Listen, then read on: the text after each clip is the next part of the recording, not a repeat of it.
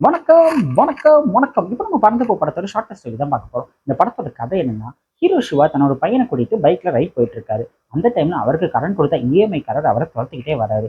அவர்கிட்ட இருந்து எப்படியா தப்பிக்கணும் அப்படிங்கிறதுக்காக பைக்ல போறாரு, போறாரு, போறாரு. அது ஒரு பெரிய ரோட் ட்ரிப்பாவா ஆயிடுது.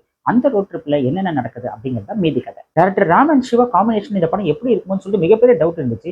சக்கர பொங்கலுக்கு வடகறி காம்பினேஷன் சொல்லிட்டு பயங்கரமான கன்ஃபியூஷன் இருக்கதான் செஞ்சு இந்த படம் பார்க்குற வரைக்கும். பட் சிவா வந்து சிவாவாவே நடிச்சிருக்காரு இந்த படத்துல. அவரோட நிறைய ஒன்லைனர்ஸ் வந்து இந்த படத்துல நல்லாவே சிரிப்பு உண்டாக்குது.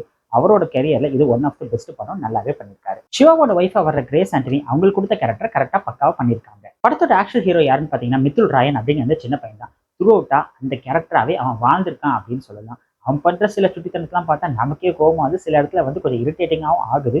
பட் நல்லாவே நேச்சுரலான பர்ஃபார்மன்ஸ் த்ரூ அவுட்டா கொடுத்திருக்காரு. ராம் சாரோட படம்னு பார்த்த உடனே ஒரு பெரிய ஹைவே எல்லாம் பார்க்கும்போது இங்க ஏதோ நடக்க போகுது போல அச்சோ அப்படின்னு தோணுது. பெரிய ஃபாரஸ்ட் காமிக்கு வந்து போச்சுரா என்ன எமோஷனல் ஆக போகுது அப்படின்னு சொல்லிட்டு அங்கங்க தோணிட்டு இருந்துச்சு. பட் அவரோட கெரியர்லயே வந்து இந்த படத்தை ஒரு டிஃப்ரெண்டா கொடுத்துருக்காரு.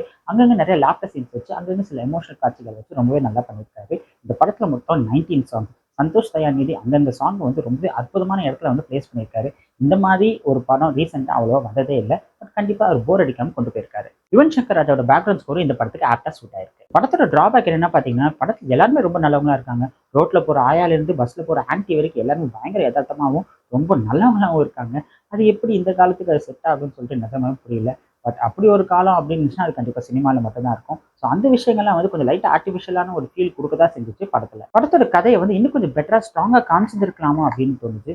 ராம் சார் வந்து கிளைமேக்ஸ்ல சொன்னதுக்கு அப்புறம் தான் ஓஹோ கதையில எந்த எக்ஸாக்டா சொல்ல வராங்களா அப்படின்னு சொல்லிட்டு ஒரு ஃபீல் இருந்துச்சு. மொத்தத்துல இது யாருக்கான படம் அப்படின்னு பாத்தீங்கன்னா, ஃபேமிலி ஆடியன்ஸ்க்கு கண்டிப்பா இது ஒரு பாசிட்டிவான ஒன் டைம் வாட்சபிள் மூவியா கண்டிப்பா அமையும். எனக்கு இந்த கதையெல்லாம் முக்கியம் கிடையாதுங்க. லாஜிக்கெல்லாம் நான் அவ்வளவா பார்க்க மாட்டேன். எனக்கு அங்கங்க லாஃப்டரா இருக்கணும், நல்லா என்டர்டெய்னிங்கா படம் போகணும் அப்படின்னு நினைக்கிறவங்களுக்கு இந்த பறந்து போ கவலை மறந்து போவா கண்டிப்பா ரீச் ஆகும். ஒரு நல்ல ஃபீல் குட் மூவி பார்த்த எக்ஸ்பீரியன்ஸ் தியேட்டர்ல அவங்களுக்கு கண்டிப்பா கிடைக்கும். தங்களுடைய குழந்தைகளின் முன்பு வெற்றி பெறுவதற்காக போராடுகிற அனைத்து அம்மாக்களுக்கும் அப்பாக்களுக்கும்